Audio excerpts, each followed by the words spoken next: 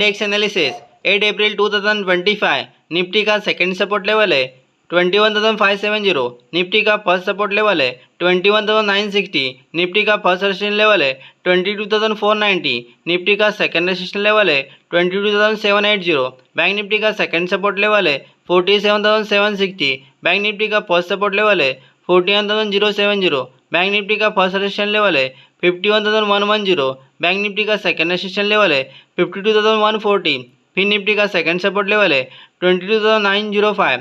फिर निफ्टी का first support level है 20,555, फिर निफ्टी का फर्स्ट रेजिस्टेंस लेवल है 24,500, फिर निफ्टी का सेकंड रेजिस्टेंस लेवल है 24,945, मिड कैप निफ्टी का सेकंड सपोर्ट लेवल है